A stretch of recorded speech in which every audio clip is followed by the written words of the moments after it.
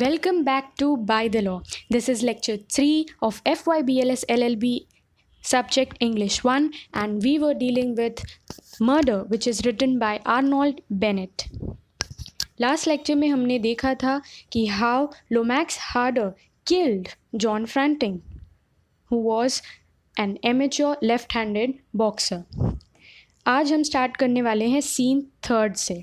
Scene 2 में कि Lomax harder John फ्रैंटिंग का किस तरह से मर्डर करते हैं. नेक्स्ट है scene 3. But what is important in scene 3 is how Lomax Harder escapes after killing John Franting. बाकी सारी चीज़ें इम्पॉर्टेंट नहीं हैं. बिलियर्ड्स रूम में एक विंडो थी. लोमैक्स वहाँ से नीचे जंप करने का सोचते हैं कि शायद मैं यहाँ से जंप करके भाग जाऊँगा तो कोई मुझे देख नहीं पाएगा. जैसे ही वो नीचे जंप करते हैं उन्हें आइडिया आता है कि वो होटल में फिर से एंटर करेंगे.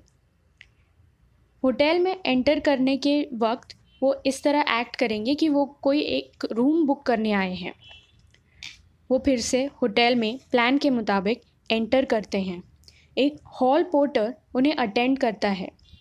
तो जनरली हॉल पोर्टर एक ऐसा पर्सन होता है जो लगेज कैरी करता है. बड़े 5 स्टार 7 स्टार होटल्स में आपको हॉल पोर्टर सर्विस मिल जाती है.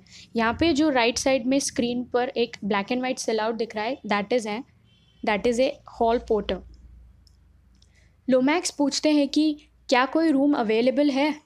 हॉल पोर्टर जवाब देता है कि फ़िलहाल तो होटल में कोई रूम अवेलेबल नहीं है और है भी तो यहाँ के जो मैनेजर है वो किसी काम से बाहर गए हुए हैं. जब तक कोई आता नहीं तब तक आप लाउंज में वेट कर सकते हो और ड्रिंक्स भी ले सकते हो. लोमैक्स अपनी एक्टिंग को जारी रखता है और वो लाउंज में जाकर बैठ जाता है. हॉल पोर्टर से एक कॉकटेल ऑर्डर करता है. थोड़ी देर बाद वो हॉल पोर्टर को कहते हैं कि उन्हें कुछ काम है, लोमैक्स को कुछ काम है एंड वो बाद में आके रूम बुक करेंगे. और इस तरह लोमैक्स होटल से बाहर निकल जाते हैं. He leaves the hotel. यही इम्पॉर्टेंट है सीन 3 में. सीन 3 में और कुछ डिस्क्राइब नहीं किया हुआ है. Let's move on to scene 4. Scene 4 में लोमैक्स हार्डर मर्डर वेपन को छुपाते हैं, मर्डर वेपन को डिस्पोज करते हैं. कैसे? मर्डर वेपन जो कि एक डिफेक्टेड बैरल वाली वेबली मार्क 3 है उसे जाते जाते पोर्ट कॉर्न गेट यानी फर्स्ट सीन अगर आपको याद होगा तो जो होटल है बेलेव्यू होटल वो पोर्ट कॉर्न गेट के पास है. तो वहीं पोर्ट के पास जो सी है वहाँ पर उस वेबली डिफेक्टेड बैरल वाली वेबली मार्क 3 को फेंक देते हैं. और इस सीन में आगे यही डिस्क्राइब किया है कि लोमैक्स एमिली के पास जाते वक्त किस तरह सोचते हैं, क्या सोचते हैं. वो क्योंकि उन्होंने मर्डर किया हुआ है वो ऐसे ही सोचते हैं कि सारे लोग मुझे देख रहे हैं. तो अगर आपको इस सीन के बारे में थोड़ा डिटेल में पढ़ना है तो आप ये स्क्रीनशॉट ले सकते हैं इस स्लाइड का. बाकी एग्ज़ाम पॉइंट ऑफ व्यू से इसमें सीन 4 इतना इम्पॉर्टेंट नहीं है. जो इम्पॉर्टेंट था मैंने आपको बता दिया. Let's move on to scene 5.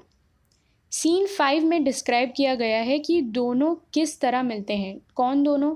Emily और लोमैक्स हार्डर. एमिली और लोमैक्स हार्डर मिलते हैं और बोट ट्रेन में बैठकर कोपेनहेगन के लिए निकल जाते हैं. जैसे एमिली ने प्लान किया था that they will leave for Copenhagen and start a new life. यही इम्पॉर्टेंट है. बट एक इम्पॉर्टेंट पॉइंट इसमें नोट करने वाली है कि एमिली को जो है ये पता नहीं है कि लोमैक्स हार्डर मर्डर करके यहाँ पर आए हैं. तो यही इम्पॉर्टेंट है. एक ही पॉइंट है जो इम्पॉर्टेंट है सीन 5 में. इसका भी आप स्क्रीनशॉट ले सकते हैं एंड इसको रीड कर सकते हैं. इससे ज़्यादा सीन 5 में कोई क्वेश्चन निकल के नहीं आता है. नेक्स्ट जो सीन है scene 6. It is the most important scene. क्यों? क्योंकि इसमें जो मर्डर हुआ है उसका इन्वेस्टिगेशन होने वाला है. तो लेट अस सी क्या होता है. इसके ऊपर ज़रूर क्वेश्चन आ सकता है. तो ये जो स्लाइड है इसमें जितने भी पॉइंट्स दिए हुए हैं इसको भी आप नोट कर लेना. बहुत इंपॉर्टेंट है और इसको याद रखना तो ताकि आपको आंसर लिखने में ईजी होगा. एक क्वेश्चन है, discuss Bennett's presentation of Doctor Austin Bond as a detective. ये सीन 6 का सबसे इम्पॉर्टेंट क्वेश्चन है और यही क्वेश्चन बहुत बार आ चुका है एग्जामिनेशन में। तो अगर आप ये सीन 6 को अच्छे से समझ लेते हैं तो आप उसको आराम से अटेम्प्ट कर लेंगे। देखते हैं सीन 6 में क्या होता है। सीन 6 में एंट्री लेते हैं doctor Austin Bond, the great detective और द एमेच्योर डिटेक्टिव। इन्होंने 3 फेमस मिस्ट्रीज़ को सॉल्व किया है, 3 फेमस नामचीन मिस्ट्रीज़ को, जैसे कि the mystery of yellow hat, the 3 towns, the feathers, golden spoon etcetera, and there is a long list. Doctor Austin Bond की एंट्री इम्पॉर्टेंट है। इन सीन 6 क्राइम सीन पर already superintendent of police and a detective sergeant, 2 police officers present थे और wait कर रहे थे कि the legendary doctor Austin Bond, the detective Bond, आए और उन्हें हेल्प करें। जैसे ही डॉक्टर ऑस्टिन बॉन्ड एंटर कर रहे होते हैं क्राइम सीन पर, उनके पास से एक 4 वुमेन, यानी कि एक female cleaner, 4 women is a female who cleans the hotel. तो 4 वुमेन जो है वो उनके पास से, उनके बाजू से गुज़रती है एंड डॉक्टर ऑस्टिन बॉन्ड उसे अच्छे से ऑब्ज़र्व कर लेते हैं। अब डॉक्टर ऑस्टिन बॉन्ड उस रूम में, यानी बिलियर्ड्स रूम में जो क्राइम सीन है उसमें एंटर करते हैं। डॉक्टर बॉन्ड सुपरिंटेंडेंट से हाथ मिलाते हैं एंड सुपरिंटेंडेंट उन्हें रिकॉग्नाइज़ कर लेता है कि ये वही लेजेंडरी डिटेक्टिव हैं। Doctor Austin Bond, after a detailed examination of the crime scene, comes to the conclusion कि मर्डर जो है वो 90 मिनट्स पहले हुआ होगा। डॉक्टर ऑस्टिन जो है वो सुपरिंटेंडेंट को पूछते हैं कि बॉडी को सबसे पहले किसने देखा। सुपरिंटेंडेंट कहते हैं कि 4 वुमेन ने 1 घंटे पहले ही बॉडी को देखा है। डॉक्टर ऑस्टिन को एक बुलेट मिलती है जो 38 डेसिमल की है। डॉक्टर ऑस्टिन बॉन्ड कहते हैं कि फायर करने के एंगल से पता लगता है कि मर्डरर जो है उसकी हाइट कुछ ज़्यादा होगी। He must be a tall person. वो विंडो को एग्जामिन करते हैं तो उन्हें एक blue piece of cloth window में फंसा हुआ मिलता है। तो वो अंदाज़ा लगाते हैं कि मर्डरर ने शायद ब्लू कपड़ा पहना होगा। डॉक्टर बॉन्ड 4 वुमेन को बुलाते हैं क्योंकि उन्होंने आते वक्त ऑब्ज़र्व किया था कि उसने ही ब्लू ड्रेस पहना है। 4 वुमेन आकर कन्फेस करती है कि वो रूम क्लीन करने के लिए आई थी। उसने विंडो क्लीन की और विंडो को क्लीन करते वक्त उसका स्कर्ट उसमें फंसकर थोड़ा फट गया और उसके फिंगरप्रिंट्स भी उस विंडो पर आ गए हैं। इस वजह से उसने एविडेंस जो है वो डिस्ट्रॉय कर दिया है, ना चाहते हुए भी। डॉक्टर ऑस्टिन बॉन्ड फिंगरप्रिंट्स को एग्जामिन करते हैं तो उन्हें पता चलता है कि फिंगरप्रिंट्स में एक लिटिल फिंगर जो होती है, जो सबसे छोटी उंगली होती है, वो गायब है एंड 4 वुमेन जो है उसकी भी लेफ़्ट हैंड की लिटिल फिंगर नहीं है। यानी वो सच बोल रही है कि वो साफ़ करते करते उसके फिंगरप्रिंट्स उस पर आ गए और उसका कपड़ा जो है वो फट गया। डॉक्टर बॉन्ड को एक बर्न्ड पीस ऑफ लेटर मिलता है जो एमिली ने जॉन को लिखा था। वो उसे थोड़ा पढ़ते हैं और कहते हैं कि उन्हें ये केस समझ आ गया है। वो जॉन फ्रैंटिंग को पर्सनली जानते थे।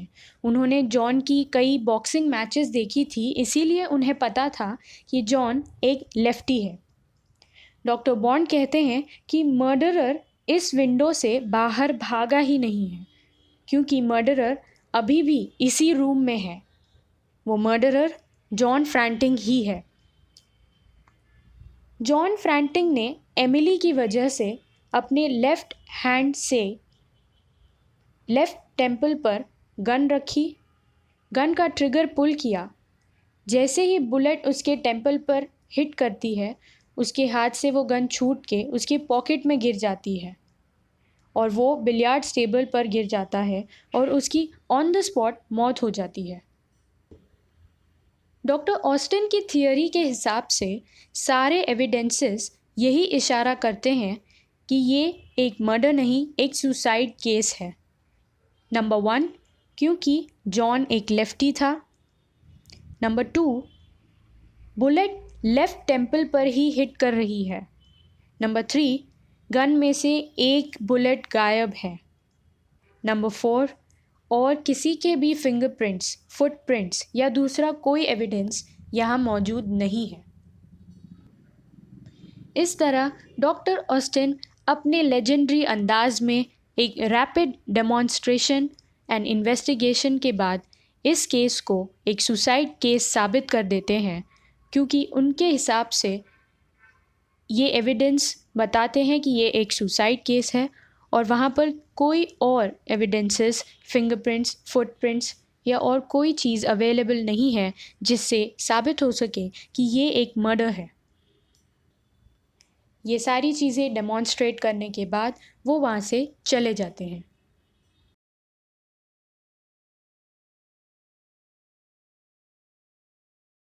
बट क्लाइमैक्स में हमें पता है कि मर्डरर कौन है। ये एक murder case doctor Austin Bond की रैपिड क्राइम थियोरी जो उन्होंने डेमोन्स्ट्रेट की, एक मर्डर केस उस वजह से एक सुसाइड केस समझकर क्लोज कर दिया जाता है। लोमैक्स हार्डर जो कि मर्डरर है वो कभी पकड़ा ही नहीं जाता। अगले दिन पेपर में न्यूज़ आती है, jury's verdict, suicide by John Franting. और इस तरह मर्डर का केस सुसाइड बनकर रह जाता है। Lomax the murderer keeps the secret and ये सीक्रेट एमिली से वो कभी शेयर नहीं करता। And they live happily ever after even though Lomax is a murderer.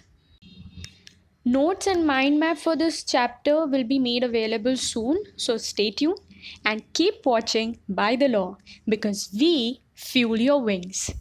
अगर आपको ये वीडियो पसंद आया है then like, comment, share with your friends and subscribe to the channel. Thank you.